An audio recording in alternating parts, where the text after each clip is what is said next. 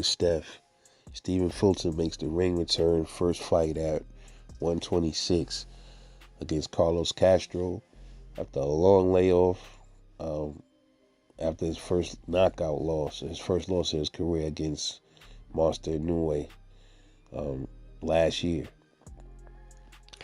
Um, he got early on in the fight, man.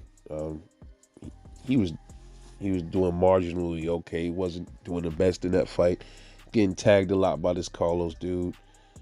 And then in the fifth round, he ended up getting knocked down because he admires his fucking work too much. You ever notice when Cool Boy throw his shots, especially those rights, he'll pause up a little bit, and dude capitalized on that and end up knocking him down.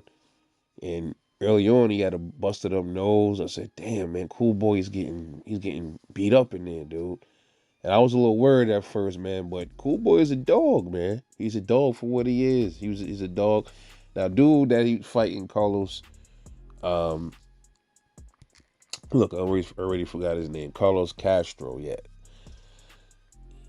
He's not known. He has decent power. You know, he's not a big puncher, but he hurt Fulton a couple of times in that fight. And like early on when they get this has been happening all night. This is the same with the Caleb Plant fight almost. Like early on, him and Caleb both were getting punched on, and they seemed hurt and buzzed, and then they shook it off. That's good recovery skills. I like that. And Cool Boy showed that. He showed he got a good chin too. Just because you got knocked out in the previous fight don't mean you don't have a chin. See, people get that whole chin shit misconstrued because, oh, if you lose a fight by knockout, that means you don't got no chin. No, it just means you just got hit by a motherfucker like a punch and he knocked you the fuck out. That's what that means. Don't mean you don't have a chin. Don't.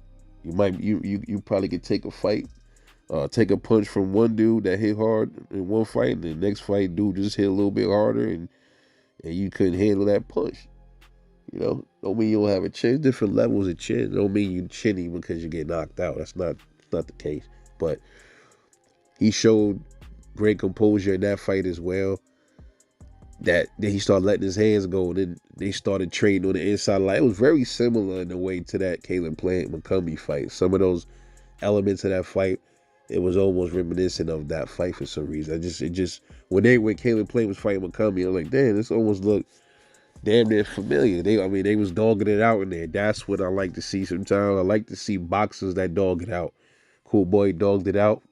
That Philly came out of him. Bozy was telling him to keep his hand up. And this is his first fight with Bozy in this. Them all being from Philly. And Bozy's a good trainer, dude. He knows what he's doing. Very good trainer. He kept Cool Boy composed. And some people were saying that Carlos Castro got robbed because of the knockdown, and he was doing good, but Cool Boy's shots was more. He was landing the better power shots. His was more accurate. Not to say that dude wasn't doing his thing, he was putting his work in, but it looked like even in some parts of that fight, when Cool Boy was hitting him, those shots were starting to get to him. They were. I know Cool Boy's not really known for his power either, but those shots were starting to get to Castro. And ultimately, 12th round decision for Cool Boy Steph. And Cool Boy said, look, man, I got to shake off that rust.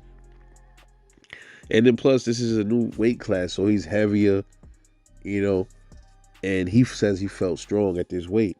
Some fighters feel better at lower weight. Some fighters, when they move up, they feel much more powerful. He did look like a bigger boy in that ring, though. But he's just not a power puncher. That's just not his thing. But he could punch. He got good speed. He's very accurate, very good counter puncher as well. So Cool Boy did his thing in his first debut at the weight. Who's next for Cool Boy, man? Could we get a Gary Russell fight? Anybody like that? Let's see that. I would like to see what's next for him, man. Very good fight. Put on a show for the fans. This was the most entertaining fight of the card. Of the night, period. This Cool Boy Steph fight with Castro. This was the best fight of the night, most entertaining. Then behind that came the Caleb Plant McCumbee fight.